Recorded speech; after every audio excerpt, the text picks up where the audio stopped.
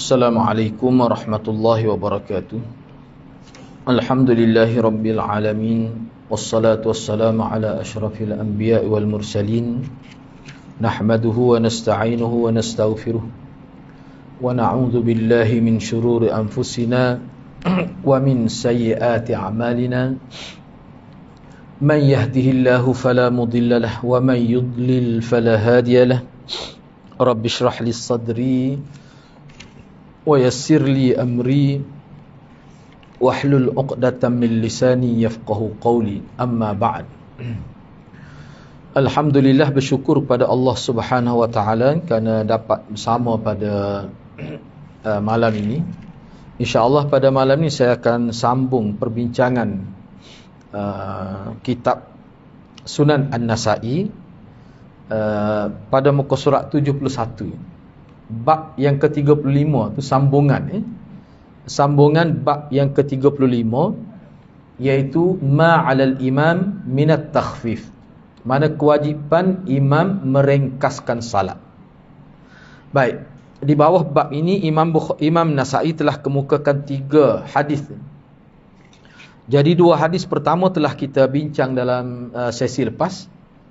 Jadi pada malam ini saya akan sambung hadis yang ketiga, iaitu hadis yang ke-825. Muka surat 73. Wa bihi qala akhbarana Suwaid bin Nasr qala hadatsana Abdullah anil Auza'i qala hadatsani Yahya bin Abi Katsir ana Abdullah bin Abi Qatadah an abihi anin Nabi sallallahu alaihi wasallam عن النبي صلى الله عليه وسلم قال إني لأقوم في الصلاة فأسمع بكاء الصبي فأوجز في صلاتي كراهية أن أشق على أمه. Imam Nasa'i dengan sanad telah meriwayatkan hadis ini daripada Abi Qatadah, iaitu ayah Abdullah itu. Daripada Nabi SAW, baginda telah bersabda, sesungguhnya ketika aku sedang mengerjakan salat, aquma, itu fa'il mudhari' ma'ruf untuk mutakallim lil wahdah, aquma. Sesungguhnya ketika aku sedang mengerjakan salat, tiba-tiba aku terdengar suara bayi menangis. Sabi ni bayi Aku ringkaskan salat kerana bimbang ia akan menyusahkan ibu bayi berkenaan. Jadi kalau kita perhatikan hadis ini secara umum lah, seperti lalu kita nampak bahawa asalnya Nabi nak baca panjang lah. Dalam setengah riwayat sebut, ni rakaat kedua berlaku. Yang mana rakaat pertama Nabi baca panjang lah. Jadi kira-kira nak baca panjang jugalah rakaat yang kedua. Tiba-tiba terdengar di belakang tu, di saf perempuan itu ada bayi menangis.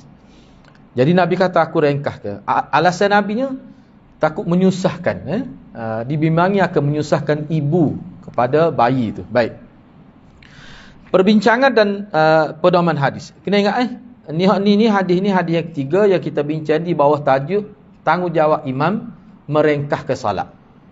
Jadi dalam tajuk tu Imam Nasa'i tidak sebut illat dia.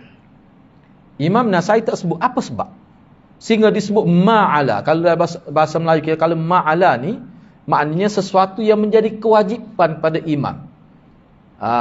Wajib imam merengkahkan salat. Cuma Imam Nasa'i tak sebut sebab dia. Dia kemukakan hadis. Dalam hadis ni Nabi sendiri yang sebut bahawa elak dianya adalah supaya tidak menyusahkan ibu kepada bayi itu. Baik. Yang pertama, hadis Abu Qatadah adalah sahih dan ia dikeluarkan oleh Imam Bukhari dalam kitab sahih. Mana dalam Sahih Bukhari pun ada hadis ini. Yang kedua, hadis ini menjelaskan perkara yang mesti dijaga dan dilakukan oleh imam dalam konteks mematuhi arahan meringkaskan salat ketika menjadi imam. Kena ingat ni, jadi meringkaskan salat ini dia ada sebab dia. Dia tidak boleh ringkas saja-saja begitu, tidak. Ni berkait memang kalau soal itu memang dia nak baca qul huwallah, dia nak baca inna a'taina, tu tak timur dah ringkas dah. Niat Nabi ni nak baca panjang. Dia gini, Di sini saya tidak sebut semuanya. Kalau kita tengok dalam syarah dalam hadis lah, Nabi ni baca panjang, sepanjang mana panjang? Kita ni semuka surat panjang dah. Nabi ni kadang-kadang dia baca berbelah muka surat. Tu maknanya panjang dia. Oh, kalau muka surat tidak panjang bagi dia tu. Tu. Kadang-kadang dia baca surah As-Saffat. Berapa ayat surah As-Saffat? Tu dalam hadis. Cuba tengok. Lepeh kita kalau baca tu ngepek dodeng. Apa tu email ni? Tapi di masyarakat Madinah tak apa. Kita bincang dah sebelum ni. Dah ke sahabat dia nak tu baca panjang. Moga Nabi jadi tu email. Supaya kita lah. Anas di pengalaman. Bila kita jadi makmum tu email tu baca sedap. Oh, kalau nya panjang lagi pun kita tu. Tu. Enggak sahabat-sahabat Nabi ni. Moga Nabi jadi tu email. Baik, tak apalah. Gitu ya. Jadi maknanya kita nak patuh arahan Nabi supaya merengkahkan solat, dia ada sebab dia. Dia ada sebab dia. Ini antara sebab dia. Apa dia? Takut mengganggu makmum. Sebab makmum ni macam-macam. Kita jumpa dah sebelum ni. Ni salah satu, dia setengah-setengah ulama dia mengkategorikan bahawa ini termasuk dalam ad-dhaif.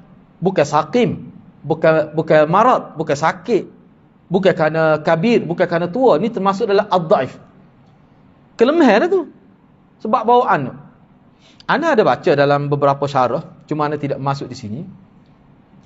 Dia ialah perempuan zaman Nabi ni, seboleh-boleh dia akan pergi di masjid jadi makmum para Nabi. Inilah peluang nak jadi makmum para Nabi ni. Kadang-kadang saya nak tinggal nak. Kena bawa juga bawa. Kira-kiranya ulit dah suruh tidur tu, nya bangun rakaat kedua. Terjaga nak buat mana? Begitulah. Sebab tu setengah-setengah masjid tu dia sedia satu ruangan khusus. Untuk ibu bapa ni, hak muda-muda lah, masih ada anak kecil lagi, boleh letak anak dia dengan selamat. Itu satu, bagi saya pendekatan yang bagus juga. Jadi dia boleh solat jemaah, perempuan tu. Dan dia boleh semaya, boleh dengar kuliah, boleh iktikaf, banyak kelebihan tu. Baik, yang ketiga. Keharusan merubah niat untuk memanjangkan solat kerana ada tuntutan yang datang secara tiba-tiba. Mana niat ni boleh ubah. Asalnya niat nak baca panjang, boleh ubah jadi pendek. Mana berubah niat tu tidak jadi masalah. Tidak jadi kurang semaya tu. Tak apa tu. Enggak, kalau dalam bab solat, bab solat ni antara hubungan antara makmum dengan imam ni, mazhab Syafi'i antara luahnya. Awak pergi dia tak usah tanya dia maya gapo. Tak serupa niat bab jamak qasar ke, waktu gapo ke, dia maya wajib ke, kita mai sunat, boleh berlaku. Asalkan jangan salat jenazah. Tu tak boleh. Tak boleh tu. Sebab dia tak serupa. Pergerakan intiqal tak serupa. Intiqaliyah. Perpindahan ruku tu dia tak ada. Sebab tu antara pendapat yang terpencil, ada yang mengatakan sebenarnya doa ada, tapi pendapat tu tak ramai lah. Kalau jumpa lagi tak bertiga orang sebut. Tak apalah. Yang keempat, sunnah bagi imam meringkahkan salat demi menjaga kemaslahatan makmum agar tidak menyusahkan mereka. Duduk tengah maya masuk dekat bunyi batuk berat benar lah, kita kata kita kuranglah sikit, pendeklah sikit semaya tu nak. Maknanya kita tahulah tu ada hak tu, tapi mari masjid tu satu kelebihan tu. Kita akan bincang selepas ni. Lagu mana tu? Besarnya kita meraihkan orang yang dhaif tu. Bukan tak ada kelebihan. Makmum kita tu ramah dhaif, kita jaga dia. Dia ada kelebihan tu. Boleh pahala tu. Supaya pemerintah lah. Dia solat Jumaat ni dia gambar sebuah pemerintah. Saya nak bakal kata bila dia ucap pesulun dia, orang rakyat paling lemah ni lah aku paling jaga. Ni lah aku akan beri keutamaan. Kita lah ni istilah B40 lah. Hak tak ada B pun belana. Hak tak ada 40, tak tahu nak letak kategori mana. Ramah. Hak ni sepatut kena jaga. Seperti mana imam dia kena jaga apa-apa ni. Tu. Baik. Yang kelima. Ada ulama yang beristidlal dengan hadis Abi Qatadah ini, harus membawa bayi ke masjid. Bukan budak kecil ni, bayi ni. Namun kenyataan ini dikritik oleh Al-Hafiz. Hafiz Ibn Hajar kritik dengan mengatakan, Ada kemungkinan bayi berkenaan ditinggalkan di rumah yang berdekatan dengan Masjid Madinah, sehingga tangisan bayi berkenaan didengari oleh Nabi SAW. Ada yang kata begitu. Tapi ulama kata ni tak ada dalil ni. Tak apalah. Jika baginda SAW meneruhkan salat dengan bacaan panjang, maka ia akan menyusahkan ibunya yang sedang salat berjemaah. Baik. Jadi kritikan Hafiz Ibn Hajar terhadap pandangan tadi disangkal oleh ulama lain dengan menyebutkan fakta dalam riwayat Muslim. Ni kelebihan dia punya ulama kita ni. Baik. Anak tu duduk mana sebenarnya? Duduk masjid ke duduk di rumah? Dia kata cuba tengok dari riwayat. Misalnya dari riwayat Muslim yang menyebutkan Nabi SAW mendengar tangisan bayi bersama ibunya. Bersama ibunya yang sedang salat. Bila kata bersama ibu, tak kira duduk di rumah. Mesti di masjid. Kenyataan hadis Muslim jelas ibu bayi berkenaan sedang salat di Masjid Madinah. Bukan duduk di rumah dia.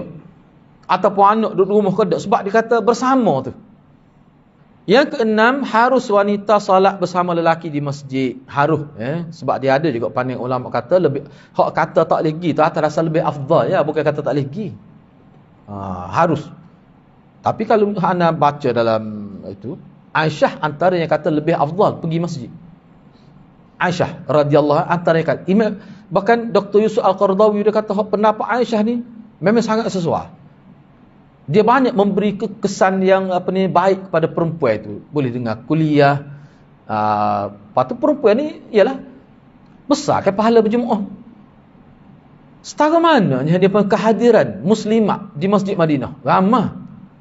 Banyak hadis. Dr. Yusuf almarhum Dr. Yusuf Qaradawi dia kemukakan dalam risalah dia, dalam web dia tu, dalil-dalil. Ialah tak apa kukuk mana pun khilaf lah. Kalau mazhab Hanafi dia kata lebih afdal di rumah. Lebih afdal di rumah. Tak apalah tu. Tak apa tu khilaf. Baik. Yang ketujuh, Ibnu Battal menyebutkan ada pihak yang beristilah dengan hadis Abu Qatadah ini tentang keharusan imam memanjangkan rukuk apabila beliau mendengar ada orang yang sedang hendak memasuki salat, agar beliau sempat dengan rakaat berkenan. Pendapat ini dibantah oleh setengah ulama dengan mengatakan ini bercanggah dengan maksud takhfif, meringankan. Isu ini telah berlaku perbahasan secara pro kontra di kalangan para ulama. Ada yang mengatakan harus dan ada yang mengatakan tidak harus. Boleh ke tidak tu imam ni tunggu di tengah maya, tak kira lah dalam keadaan rokok ke, kalau dalam keadaan berdiri lagi lah. Tunggu. Jadi tunggu tu makna sama ada tunggu tu makna panjang bacaan lah. Ni khilaf ulama. Khilaf ulama. Dalam mazhab Syafi'i kata automatik sunat tu.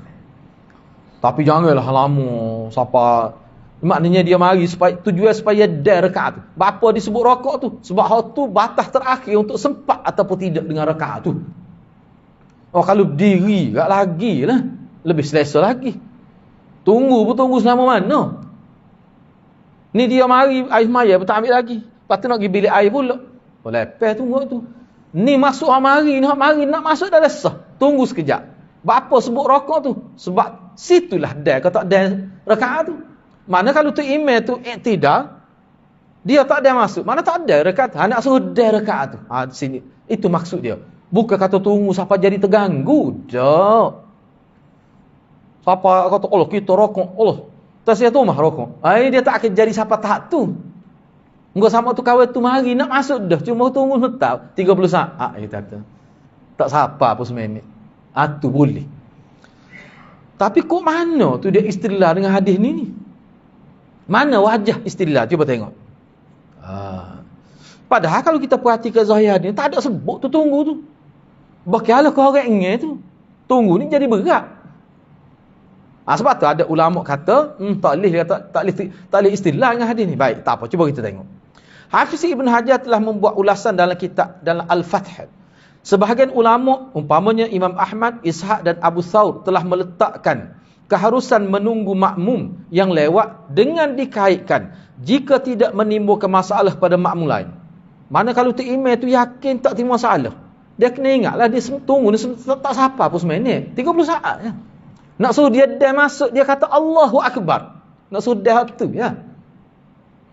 Bahkan sebelum perkara ini dibangkitkan oleh Ibnu Battal, sebenarnya Al-Khattabi telah pun menyebutkannya dengan membuat kiasan Ni orang panggil wajah istilah. Sebelum Ibnu Battah sebut ni, Khattabi sebelum tu bincang dah. Dia kata gini. Dia guna qiyas. Kalau dalam hadis Abu Qatadah ni, kalau takhfif kerana keperluan duniawi, takdi tu perempuan tu takdi tu kerana anak dia menangis tu, itu orang panggil duniawi tu. Sebab elak duniawi.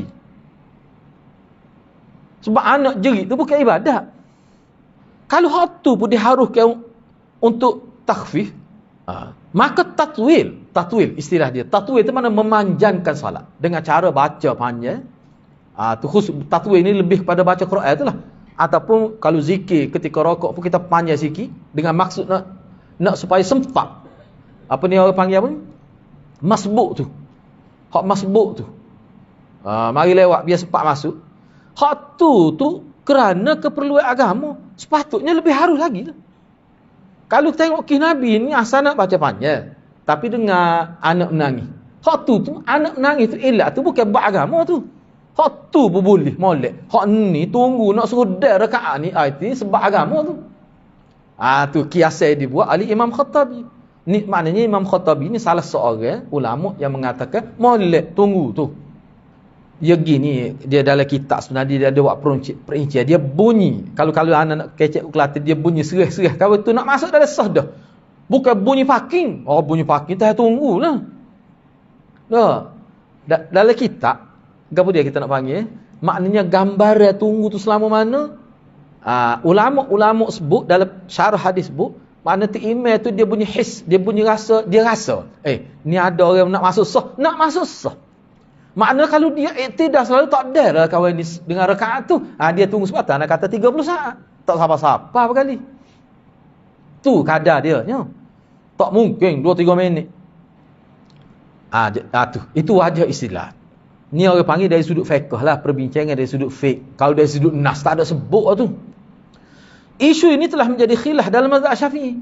Imam An-Nawawi telah menyebutkan hukum sunnah tatwil mengikut mazhab Syafi'i. Al-Muhamili dalam At-Tajrid telah menukilkan hukum makruh mengikut qaul jadid. Jadi qaul jadid tu makruh. Hukum ini juga telah dipilih oleh Al-Auza'i, Malik, Abu Hanifah dan Abu Yusuf. Mengikut Imam Asy-Syaukani, sebenarnya pihak yang berpendapat disyariatkan memanjangkan rakaat pertama dengan maksud menunggu orang yang terlewat agar mereka dapat masuk dalam salat berjemaah untuk mendapat kelebihan berjemaah telah berdalilkan dengan hadis inilah, hadis Abi Qatadah. Guna kaedah qiyas tadi lah. Dah kalau takhfif pun boleh atas sebab dunia, ni lagilah. Sebab rakaat pertama dia dalam semaya ni kita kena ingat kita bincang dah. Dalam semaya rakaat pertama telah paling kelebihannya. Dia khilaf ulama ke orang panggil dah bersama imam tu, makna dah rakaat. Tu hak paling minima tu. Walaupun ada setengah ulama kata dah kata amin. Hak tu orang panggil takbir bersama imam. Hak orang panggil dah. Paling minimanya dia katakan sempat dengan imam ni adalah sempat rakaat pertama. Itu hak paling minima. Jadi nak biar boleh hak tu, nak jaga supaya orang yang mari lewat ni ada semua lewat tu maksud royak lah. Tu imam pun ada lewat jari-jari. Kita kesiak dia. Nak bagi ruang pada itu termasuk dalam dia panggil tamassahu fil majalis. Soalah gitulah. Beri ruang. Termasuk dalam beri ruang yang dianggap sebagai khairat, kelebihan tu. Itu yang disebut oleh ulama. Baik, dia hadis Abi Qatadah ni mengikut apa yang telah diriwayatkan oleh Asy-Syaikhan Bukhari Muslim dan selain mereka. Riwayat berkenaan menggambarkan sifat bacaan Quran Nabi sallallahu alaihi wasallam ketika salat Zuhur. Baginda sallallahu alaihi wasallam telah memanjangkan rakaat pertama tapi tidak memanjangkan rakaat kedua. Jadi ulama bincang apa rakaat pertama tu Nabi baca panjang. Nak suruh dah lah. Nak suruh orang mari lewat tu sempat masuk rakaat pertama. Sebab rakaat pertama ni paling penting dalam bab rakaat semaya. Ulama faham gitu. Ulama dia perhati rakaat pertama, rakaat kedua mana panjang Nabi baca. Jadi mesti ada sebab tu. Dia tak akan berlaku secara kebetulan saja-saja gitu. Dalam riwayat Abu Daud ada tambahan. Pada sangkaan kami, mana sahabat ni hok duduk jadi makmum semua tengok rakaat kalau rakaat pertama semua dia baca panjang. Jadi dalam riwayat Abu Daud ada tambahan pada sangkaan kami sahabat kata Nabi berbuat demikian. Apa Nabi baca rakaat pertama ni lebih panjang daripada rakaat kedua? Pada kami lah sahabat ni, mengikut sangkaan kami, Nabi buat gitu dengan maksud menunggu agar orang ramai sempat dengan rakaat pertama. Jadi kalau kita nak ambil sunnah, ni lah. Mazhab pertama tu kita baca panjang sikit. Mungkin kedua tu bolehlah kita nak pendek. Jangan rakaat pertama inna a'taina, rakaat kedua baca as-saffat tu. Misalnya, mungkin Nabi ada baca, itu agak tak kena lah. Agak tak tepat dengan cara Nabi. Melalui perbincangan yang panjang di kalangan ulama, maka boleh disimpulkan bahawa tatwil ni makna memanjangkan salat, khususnya baca Al-Quran ketika qiyam itu adalah harus. Bahkan setengah mereka mengatakan sunatnya dengan maksud tadi, nak jaga supaya makmum yang lewat mari itu sempat rakaat pertama tu. Tindakan ini bermaksud membantu kepada kebaikan, tidak menyusahkan para makmum, dan ia bersifat memberi peluang kepada mereka mendapat pahala lebih. Ini bertepatan dengan firman Allah, ya ayyuhalladzina amanu ruk'u wasjudu wa'budu rabbakum waf'alul khair. Wahai orang-orang beriman, rukuklah, sujudlah dan beribadahlah kepada Tuhan kamu dengan mentauhidkannya, serta kerjakanlah amal-amal kebajikan supaya kamu berjaya di dunia dan akhirat. Hak tu masuk dalam amal khairat tu. Ni saya petik dalam kenyataan ulama lah ni. Dalam banyak syarah dia ada dia sebut perkara ni. Jadi maknanya molek lah. Tetapi kita kena ingat lah, tunggu ni bila imam itu merasakan ada orang nak masuk, dia bunyi. Tak ada. Saya tengok dalam beberapa syarah lah, bahkan tengok dalam internet pun berkenaan hari ni, tak ada ulama kata tunggu kok ada orang nak mari. Tak ada gitu.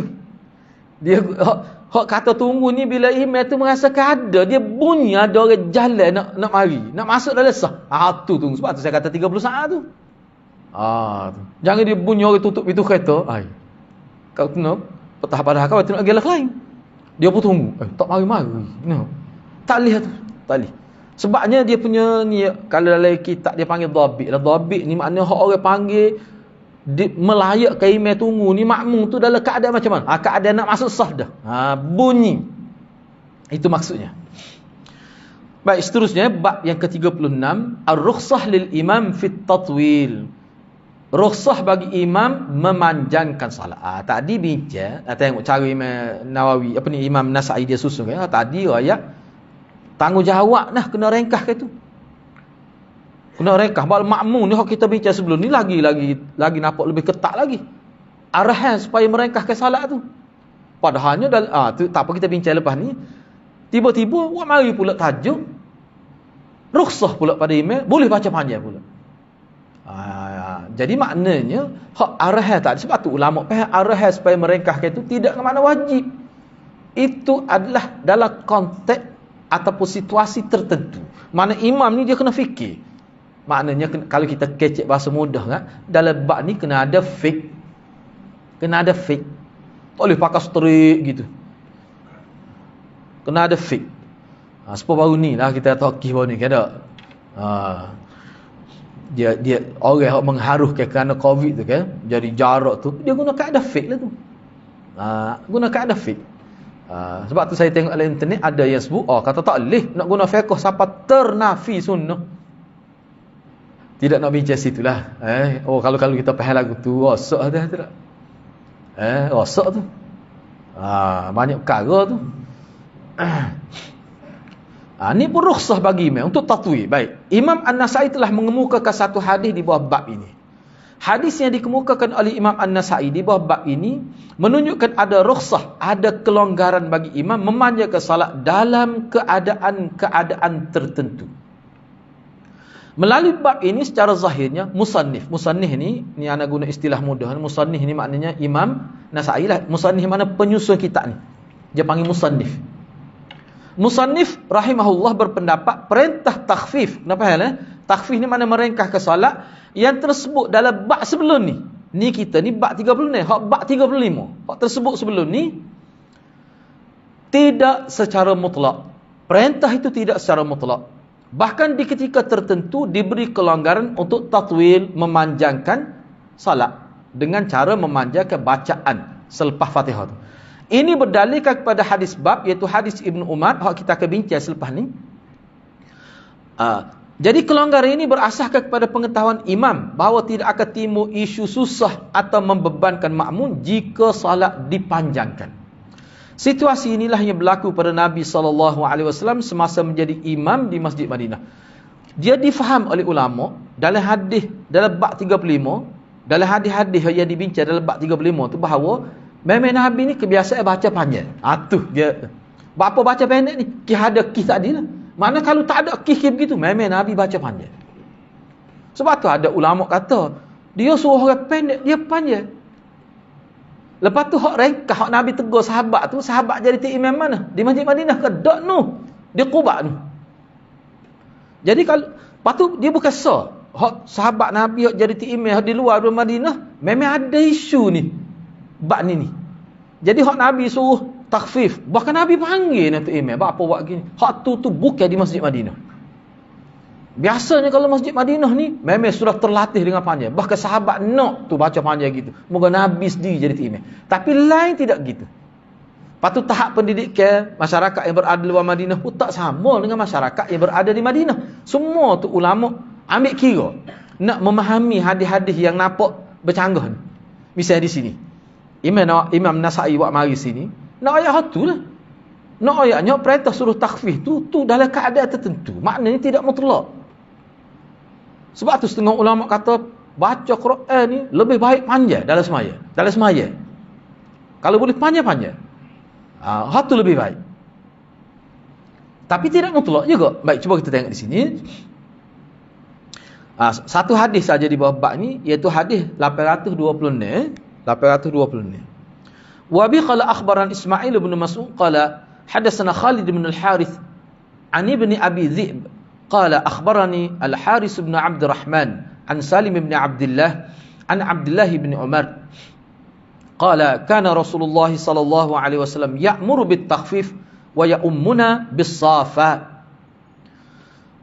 Imam Nasai dengan sanad telah meriwayatkan hadis ini daripada Abdullah bin Umar. Beliau telah berkata, Rasulullah sallallahu alaihi wasallam menyuruh merengkahkan salat dan beliau mengimami kami dengan baca surah As-Saffat. Tu dia. Dia suruh kita ni ringan, ringkaskan salat. Tapi dia jadi imam kita, dia baca surah As-Saffat. Baik. Tu kenyataan umum daripada Ibnu Umar. Baik. Jadi hadis Ibnu Umar ni sahih.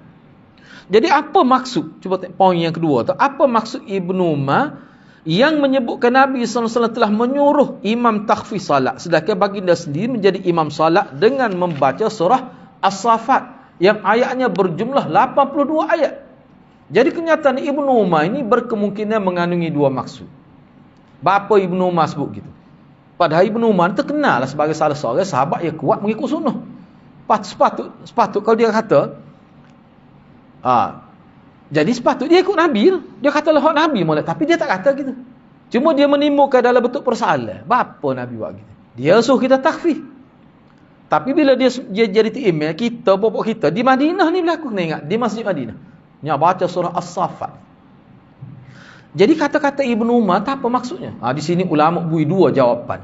Yang pertama, Ibnu Umar bermaksud menjelaskan bentuk takhfif yang diarahkan oleh Nabi SAW kepada para imam salat. Bagi beliau, tindakan Nabi SAW membaca surah As-Saffat adalah boleh dikira takhfif, dan sesiapa yang berbuat demikian, maka beliau sudah dikira takhfif.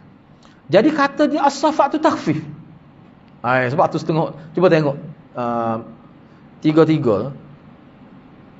Mungkin bagi beliau maksud takhfif secara amali adalah sesuatu yang iktibari, subjektif lah. Barangkali baca seumpama itu di Masjid Madinah sudah menjadi ringkas dan ringan bagi makmum. Jadi baca As-Saffat tu kalau nisbah di Masjid Madinah, itu memang ringan itu. Ada yang kata begitu. Sebab tu perkara ni termasuk dalam amrun iktibari. Benda yang kira-kiranya ialah subjektif lah kita kata. Benda iktibari. Sebab kita lah kita kata tak. Apa dia? Sebab ni lah kita kata maya terawih kita kata. Setengah-setengah tepat ke tak? Dia wadduha ke bawah baca habis sebulan. Ada tepat. Tu pun. Kau baca sikit lah. Lepasnya sikit lah. Benda yang lalu. Tak ada gitu. Tapi setengah-setengah tepat kalau baca tu. Cari tu email ayat boleh baca ayat panjang sikit. Tu sebab tu benda ni benda iktibari. Zaman Nabi ada sungguh ke tidak? Tak ada. Tak ada. Tu kemungkinan maksud Ibn Umar. Baik, tak apalah. Kena ingat ni, hak ni ulama cuba nak memahami maksud Ibn Umar tu, bukan nak faham keseluruhan, tidak. Yang kedua, arahan takhfif hanya untuk imam yang lain dan tatwil khusus untuk Nabi. Ada yang kata begitu. Dia kata hak ni Nabi suruh takhfif untuk imam lain, sebab tu setengah ulama kata untuk imam lain hak duduk tidak Masjid Madinah. Sebab hak Masjid Madinah ni makmum sudah terlatih dah begitu. Tu ada yang kata begitu. Jadi kalau tatwil itu khusus untuk Nabi ni di Masjid Madinah, sebab Nabi semaya di masjid lain tak macam mana gini dalam syarah hadis bu. Gitu. Melalui kesimpulan, melalui perbincangan lalu jelas bahawa secara amali Rasulullah sallallahu alaihi wasallam dan para sahabat mempraktikkan kedua-dua bentuk salat semasa mereka menjadi imam, iaitu takhfif dan tatwil. Ada berlaku ni pada Nabi ke, pada sahabat ke? Dalam bab ini Imam An-Nasai secara khusus ingin menjelaskan keharusan imam membaca panjang dalam situasi tertentu dan ia bergantung kepada situasi makmum sebagaimana yang dimaklumi oleh imam. Jadi itu imam tu dia kena tahulah keadaan makmum dia. Atas asas inilah Imam Syafi'i dan ulama-ulama lain mengatakan yang paling afdal menjadi imam di satu qaryah tu adalah anak tempatan itu. Orang situ dia lebih tahu tentang keadaan masyarakat dia. Tu. Jadi kenyataan Ibn Umar tu kalau ni ana tidak catat di sini, cuma ana tulis tangan saja. Jadi maknanya kenyataan Ibn Umar ni oleh kerana hadis ini sahih, dia lebih merujuk kepada secara khususnya merujuk kepada Masjid Madinah. Masjid Madinah. Enggak kalau kita pergi Masjid Madinah ni pula. Adakah baca panjang sama Mekah ke Madinah? Tak. Baca panjang sama ke? Maya kita pergi dua haji, dua umrah je. Inna ataina dah dia baca. Tabbat yada apa ada dia baca. Tu. Lepas tu Nabi duduk tepi tak terasati ke? Tak. Bukan Nabi pun baca. Nabi pun baca.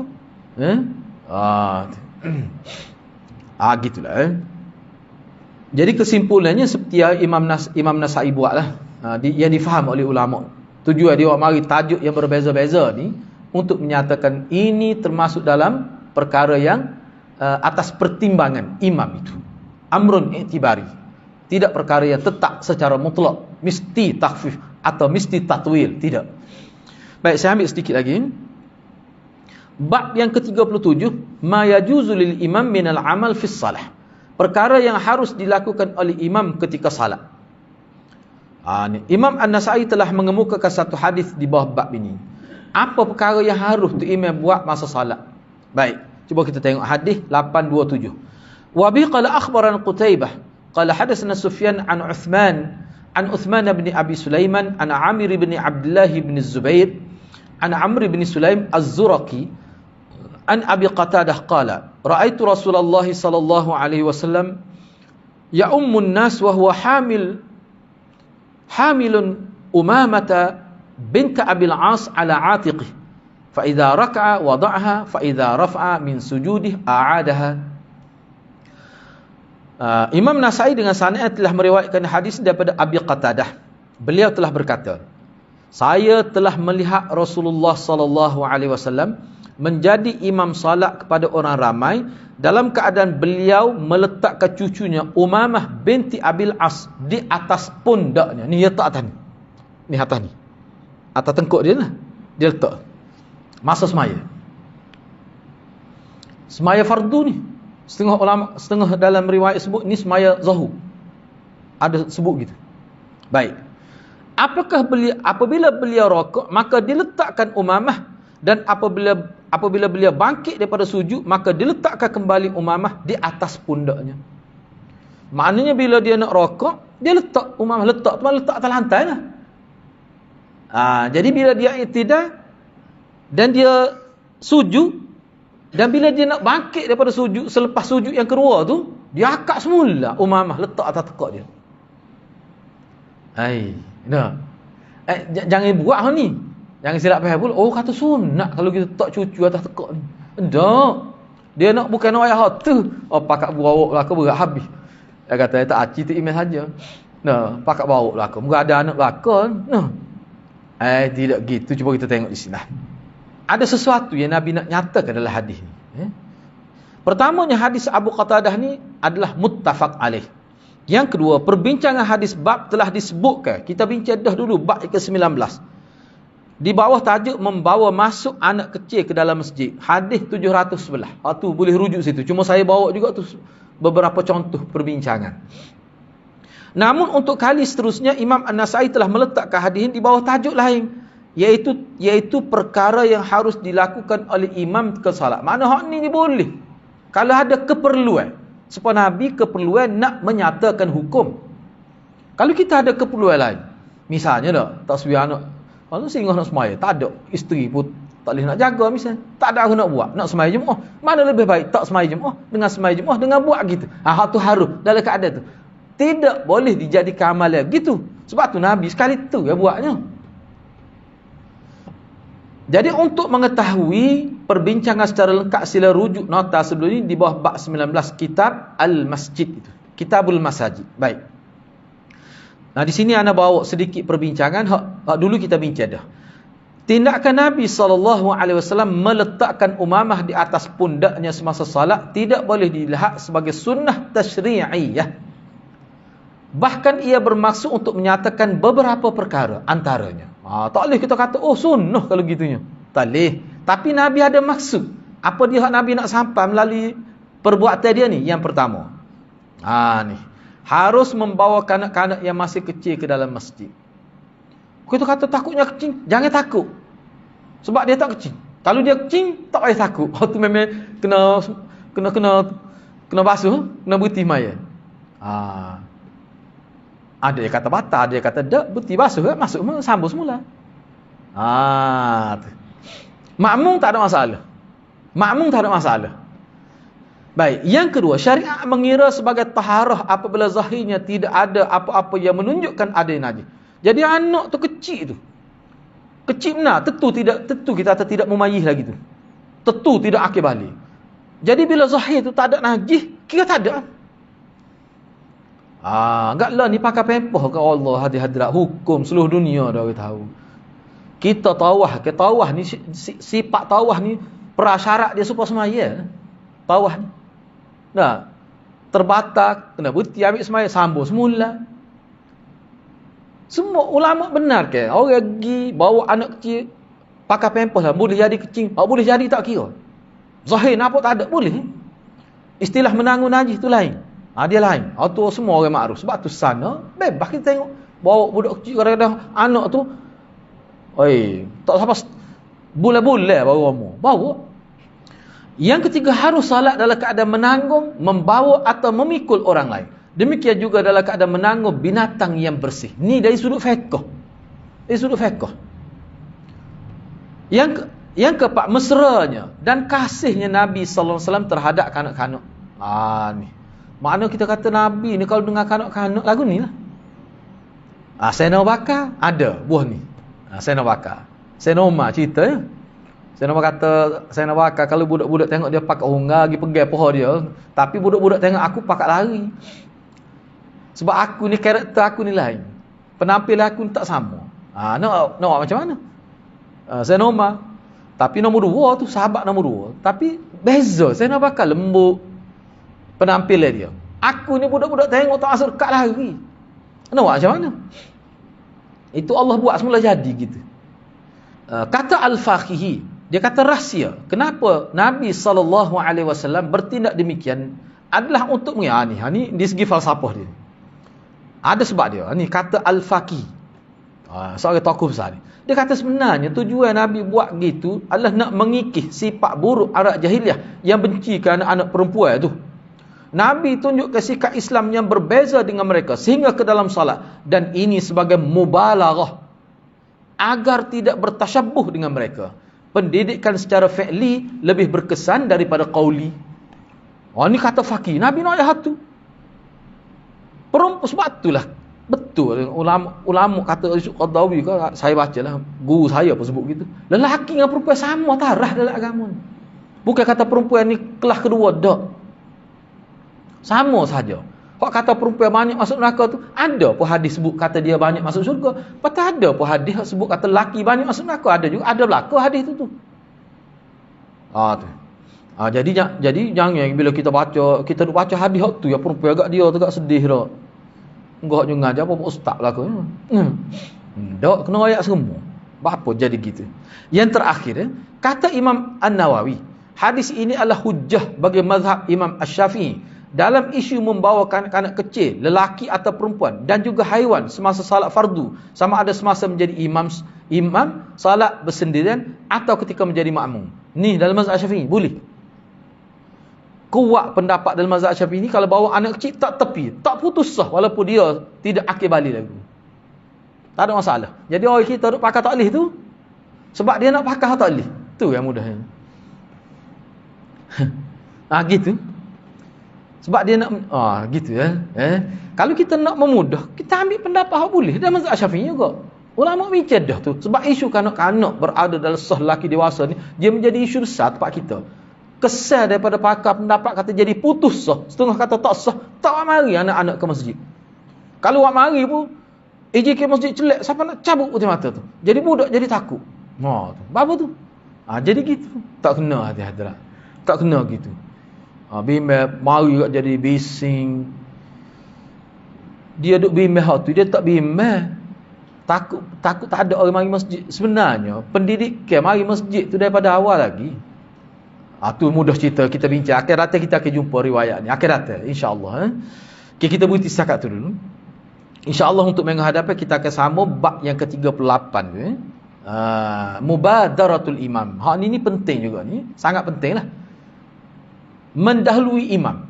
Apa maksud mendahului imam tu? Tu kita akan bincang akan datang lah. Jadi ana setakat itulah dulu. Mudah-mudahan Allah berkati kita semua. Aqulu qawli hadza wa astaghfirullahal azim li wa lakum. Wassalamualaikum warahmatullahi wabarakatuh.